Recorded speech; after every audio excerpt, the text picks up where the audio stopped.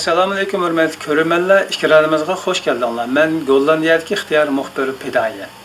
Bugün diqqətinizə Dünya Uyğur Qurultayının rəisi Rabiya Qadir xanımның Gollandiyadakı Uyğurlar bilan elib bağlan söhbətidən məlumat verimiz. Diqqətinizlər işkiranımızda bolsun.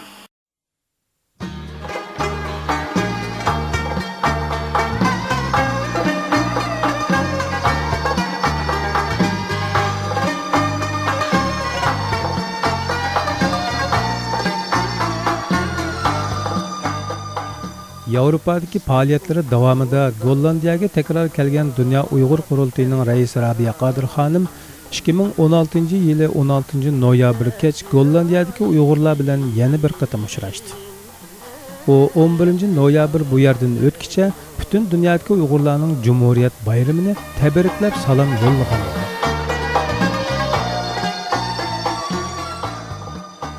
16 noyabr kechki suhbat, ya'ni shu Yevropa Sharq Turkiston ma'rif jamiyatida elib berildi. Faoliyatga mazkur jamiyatning kotibi Isa Qarajim riyosatchilik qildi. Suhbatga daxil bo'lgan Gollandiyadagi Uyg'urlar, Yevropa Sharq Turkiston ma'rif jamiyati va Gollandiya Sharq Turkiston Uyg'ur birligi tashkiloti reislarining Rabiya Qadir xonimni qarshi olish tabrik so'zidan keyin Rabiya Qadir xonimning xizmat doklatining 70 yoshga kirganim bilan 13 yildan beri men xalqaro da'vo qilish oliy maktabida doktorlik unvonini o'zimdan bo'ldim. Xalqlarni men o'zim. Ve Uyg'urlarning istiqboliga munosabatli masalalarda fikr qarashlarni o'rtaqish. Shu fikr taqozo ketdi-ku. Xo'sh qilish uchun Faaliyet oxirlashgandan keyin ko'pchilik xonim bilan birga xotir rasmga tushdi va ziyoratimizni qabul qilib, bugungi faoliyatdagi his tuyg'ularni ishkiranimiz orqali ko'rilmanlar bilan o'rtoqlashdi. Va alaykum assalom. Rabiya xonim har qatim Gollandiyaga keladi. Gollandiyaga kelgan vaqtimizda qo'llaridan kelishicha o'zining Uyg'ur xalqiga qilgan xizmatini xalqqa doklad qilish, ya'ni xalqqa hisobot berish mushlaba yaxshi xislat bilan keladi. Har qatim kelgandan keyin o'zining qilgan xizmatini xulosa va natijalarni beradi. Bizning xalqimiz uzun yillardan buyonqi İslami hakimiyetden dövləşən bir xalq. Biz Mənçin, Qara Xitay yoki Kommunist Xitay qatarqan zulm asıqıb qılıb, həqiqətən xalqımız ağır bir zulm mubtala oldu. Bunun şuna şərait vaxtımızda bizning xalqımız içki və taşqi düşmənlik qilishi bilan bizning ovozimiz sirtqa anlanmay keldi. Rabiya Qadir xonim qo'llardan kelishicha o'zining gapini emas, Sharqiy Turkistonning ichidagi izlagan musulmon xalqininki ovozini dunyoga anglatyapti. Gapni xuloslasak, Rabiya xonim Sharqiy Turkistondagi tajovuzchi Xitoyning zulmasida qilib qolgan bizningki xalqimizningki ovozi bo'ladi, ovozni anglatadi. Shuning uchun dunyoning har qaysi joyidagi qarindoshlarimiz kichik ixtilofni tashlab, biz avvalan shu izlagan Sharqiy Turkistondagi qarindoshlarimizning xizmatini qilayotgan, ovozi bo'layotgan shu qarindoshlarimizning qo'llab-quvvatlashi va ularga yaqindan yordam bo'lishi, agar ideya fikrini yaxshi ko'rmasa ham sabr qilish umid qilaman. Bugün Dünya Uyghur Qurultayı reisi Uyg'urlarning ma'naviy anisi Rabiya xonim bir yarım saat etrafında leksiya verdi, qilgan xizmatlaridan doklad verdi, nəhayət qızğın bir keyfiyat ötdi. Avrupa Sharq Turkiston ma'rif jamiyati Dünya Uyghur Qurultayının faaliyetleri qanday qaraydi? Faaliyetlerге albatta ijobiy qaraydi. O Dünya Uyghur Qurultayının qilgan faaliyetlerini qo'llaydi. Bir tarafdan bizniki beshimizga kelgan kulfatni anglatgan bo'lsa, yana bir tarafdan o'zining bir onalik sifatida haqiqiy ona balaga qanday mehr muhabbat bog'lagan bo'lsa, qanday ichini bergan bo'lsa, shu holatlarda shu yerda ifodalab berdi. Shunga xalqlarning olqishiga erishib keldi.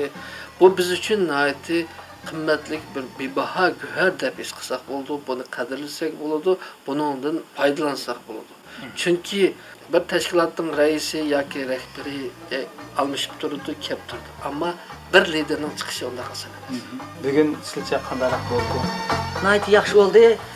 Yevropa Sharq Turkiston ma'rif jamiyati bilan bugun bütün cemaatini çağırıp shular bilan bir uchrashish qildim.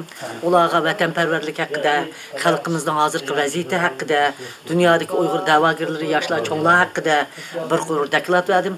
Hozirgi ib berayotgan da'vodan xalqimizning hozirgi bizning Dünya Uyg'ur Qurultayining bo'libmi 5-navbatlik Dünya Uyg'ur Qurultayi saylangandan keyingi 4 yil ichida qildigan ishlarimizdan doklad berdim. Ham strategik planlarimizdan doklad berdim. Uning sirtida bularning so'ragan savollarga javob berdim. Uzundan beri Gollandiyadagi qarindoshlarimiz adı dava qayadan qayagacha. Buningki vatanimizning ishida qanday ahvollar bo'ladi, keyingi o'zgarishlar qanday bo'ladi dedi. Uningga men o'zimning imkonim bo'yicha javob berdim. Ham shuningdan boshqa nimedagi Taylanddagi ko'chmanlar haqida, Abduqodir Yapchan, Ilham To'xta haqida so'ralgan savollarga javob berdim. Uningdan sirt mening o'zimning vaqtim Gollandiyada içildi, Norvegiyada, Germaniyada içildi. Şu vaqtiga a'zo qabul qildim. Hammasi birdek a'zo bo'ldi. Nayt muvaffaqiyatli tugadi. Vaqtninki ishlardan xabarsiz qolgan vatandoshlarga bir qisqacha tushuntirib. Barliq vatandoshlarga shuni aytaman. Bizning vaqtimiz men hamda 12 yildan beri o'zim iqtisod tepib, o'zim beqib degandek Uyg'ur davası qilibman. Ham Uyg'ur davasini nayt keng aytmasak bo'lmaydi. Men intay qiyin ahvolga duch keldim. Agar mushnaqla mangadigan bo'lsa, iqtisod bo'lmasa da'vat chekinib ketadigan o'xshaydi. Ham da'vat to'xtab qolish ehtimoli bor.